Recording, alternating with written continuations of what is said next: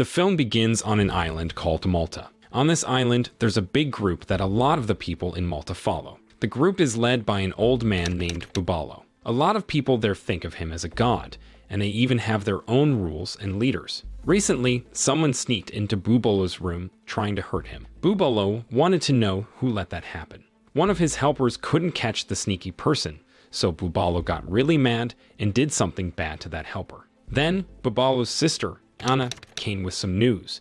She had a picture and some information about a woman from Japan named Yuki. People also call her Lady Death. Anna said that Yuki was the one trying to hurt Bubalo, and she works for America. Bubalo told to find her now and told everyone to look for her.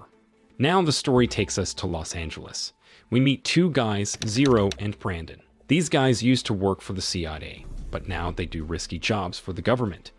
Brandon is super good with a sniper rifle, and Zero, he's great at fighting up close.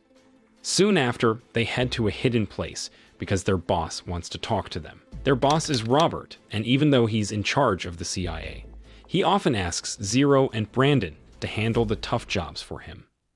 This time, Robert has a new task for them. They need to go to Malta and rescue a woman named Lady Death. Lady Death is in big trouble because Bubalo is after her. And guess what?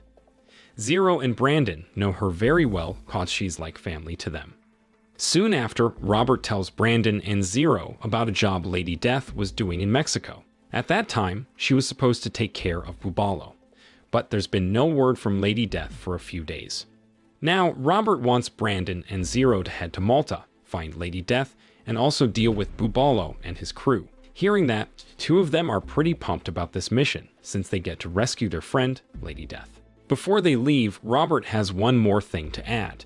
They need to take out Bubalo's 5 closest people, and Anna is one of them. If they can do that, then getting to Bubalo and finding Lady Death should be a piece of cake. So, without wasting any time, Brandon and Zero jet off to Malta. Once they land in Malta, they make their way to Bubalo's big house. Brandon sets up far away, ready to snipe, while Zero sneaks in dressed like one of the guards. Lucky for them, Bubalo is having a huge party, so Zero blends in easily. There, he quickly spots one of Bubalo's main guys, Fava, and tells him Bubalo wants to chat on the roof. Meanwhile, Brandon spots Anne outside, but he can't take the shot because she's got someone watching over her. On the other hand, Zero's next stop is to see Katrina, another one of Bubalo's close friends. He tells her the same thing he told Fava, that Bubalo wants to meet her on the roof. Thinking it's true, she quickly heads up there. Meanwhile, Brandon spots another one of Bubalo's pals, Musket, in the restroom. Without a second thought, he takes a shot, and Musket is no more. After that, Brandon tells Zero to handle the aftermath. Soon after, both Fava and Katrina are up on the roof. Brandon doesn't waste time and lines up his sniper shot. With just one go, both of them are taken out. Now, there are only 2 more people left on their list. They are Anna and Dr. Zoran. Here, Brandon wanted to distract Anna's bodyguard. So he aimed his gun right at the ground where she was. While she was busy figuring out what he was doing, he quickly shot her. At the same time, Zero was sneaking up on Dr. Zoran, who was headed to the basement. But Dr. Zoran sensed him. They both faced each other, guns ready. Just when things were getting tense, Lady Death appeared and told him that Dr. Zoran's on their side. She promised to explain everything later, but urged them to leave the palace quickly. As they were making their exit, a guard appeared. Without hesitation, Zero took him down. Meanwhile, Bubalo was preparing to address his fans, but before he could start, he was shot. With Bubalo out of the picture, Zero, Lady Death, Dr. Zoran, and Brandon decided to take a break. They headed to a church by the beach to relax for a bit. In the evening, Robert reached out to the 4 friends. He looked really happy because they had managed to rescue Lady Death and get rid of Bubalo and his gang. Robert told them to take it easy and fly back to America the next day. Lady Death then shared a story. She was on a secret mission from Robert to take down Bubalo. She even pretended to be an entertainer just to get close to him. But just as she was about to make her move, Anna showed up and shot Lady Death from behind multiple times. Luckily, Dr. Zoran was there. Even though he was close to Bubalo, he secretly didn't like him. So, he hid Lady Death in a room and took care of her wounds. This brave act saved her life. Hearing that, Brandon and Zero were really thankful to Dr. Zorin for saving their friend. After sharing their stories, everyone decided to get some rest. In the morning, Brandon was super surprised. Why?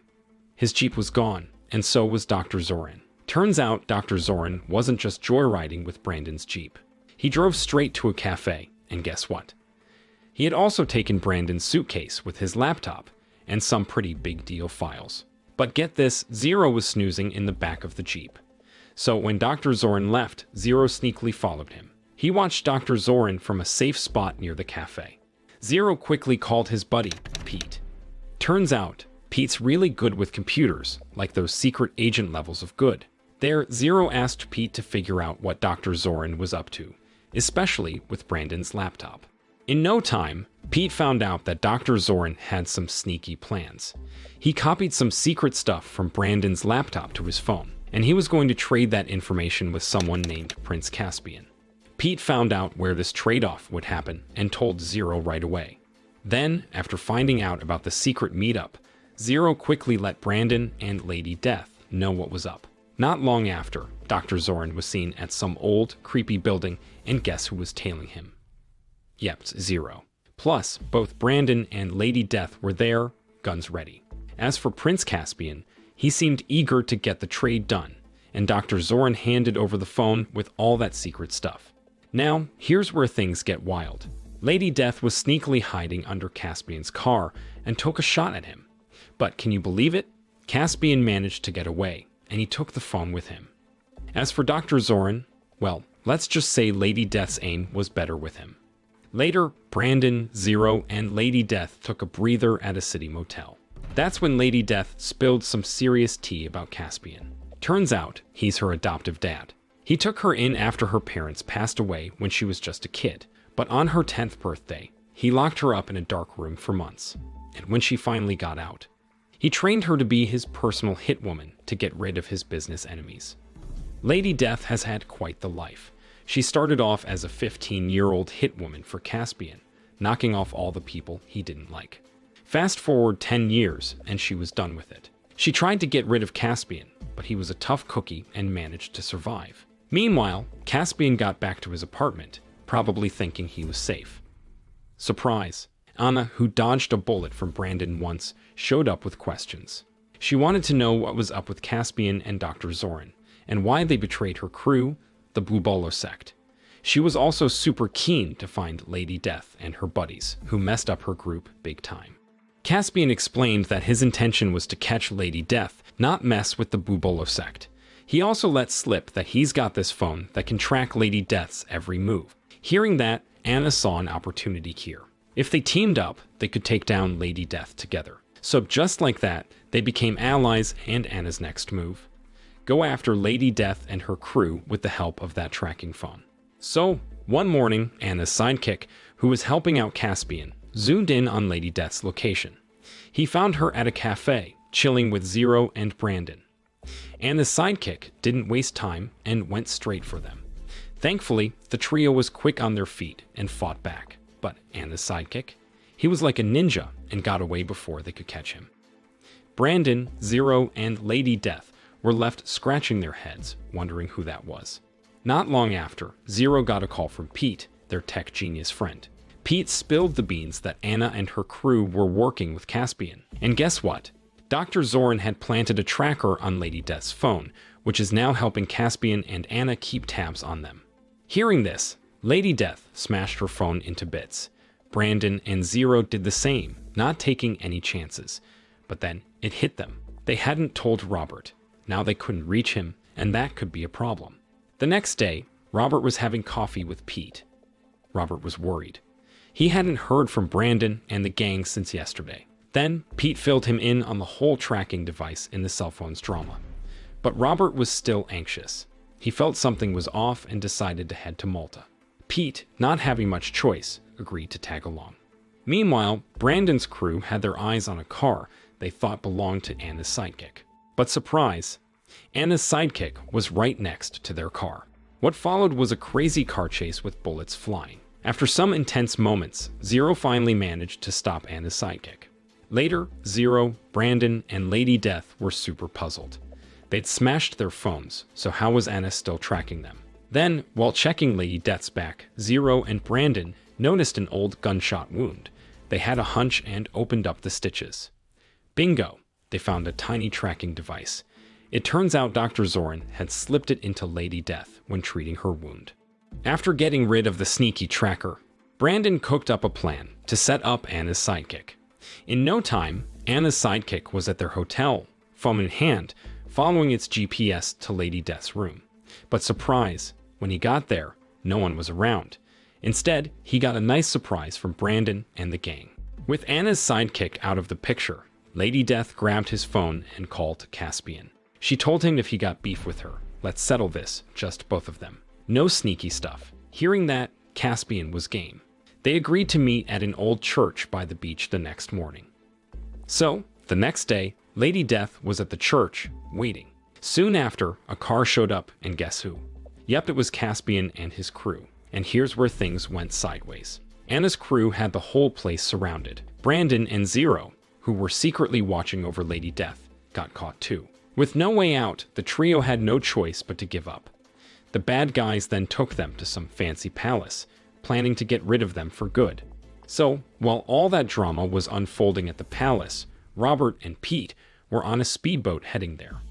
Robert had this gut feeling that Brandon and the crew were in trouble. Their plan was to hack into the palace's CCTV system to find out where the gang was being held. Then, once they got control of the cameras, Pete kept an eye on the guards using his phone, while Robert sneaked in, taking out the guards one by one. Meanwhile, Lady Death was brought face to face with Caspian and Anna. As for Brandon and Zero, they were held somewhere else, guarded by a bunch of heavies. At that time, Caspian was pretty mad at Lady Death for turning on him. Things got intense when he pulled out a gun and aimed it at her, but Lady Death wasn't someone to mess with. She quickly took out Anna and had Caspian in her grasp. Just then, some guards walked in, holding Brandon and Zero hostage. They told Lady Death to let Caspian go or they'd hurt her friends. Not wanting her pals to get hurt, she let Caspian go.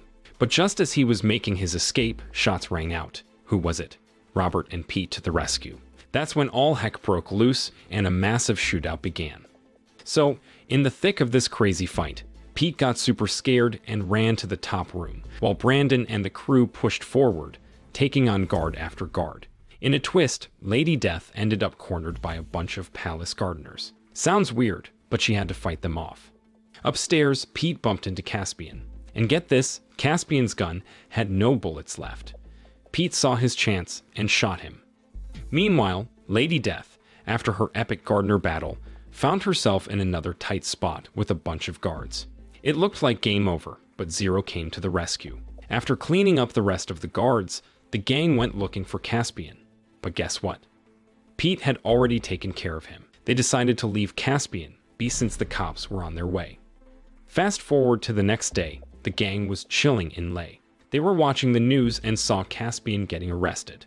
But out of nowhere, someone shot him, and it was Lady Death. She had stayed back to settle things with Caspian, and the film ends.